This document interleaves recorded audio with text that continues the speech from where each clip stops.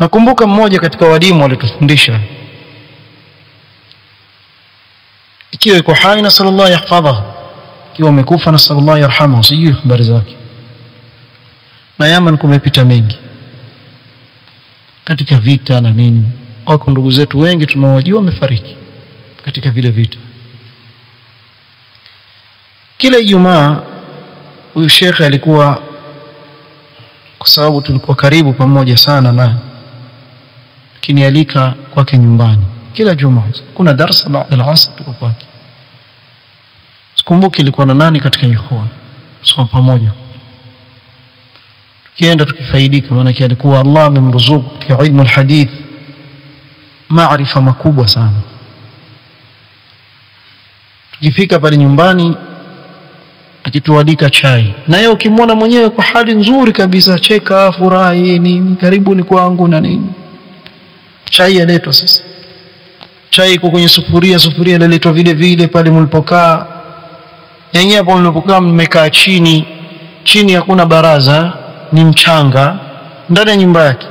Kwa hiyo kutandikwa kama jinailoni pale, mko pale mmekaa, kisha laletwa sufuria. Hata nafikiri ilikuwa hakuna chupa ya chai.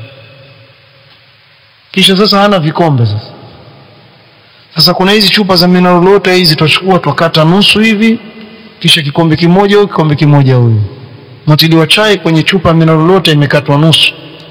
Mtu yuano na huyu yuano, na watu wazungumza kawaida tu, hata yani haoni haya kuwa na wageni. Yeye waleta wageni wake, au kati ya chupa hata kikombe hana. Najua hapa maktaba kuna vitabu ameandika yeye. Hapa maktaba vipo na tahqiqat na nini, na watu huko ulimwenguni wakisikia ni fulani huyu, subhanallah, hawajui ile hali anaoishi.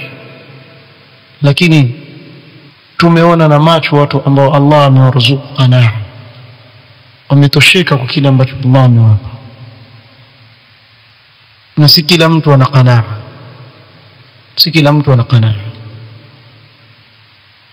kuna watu hawatosheki na kile ambacho Allah amewapa.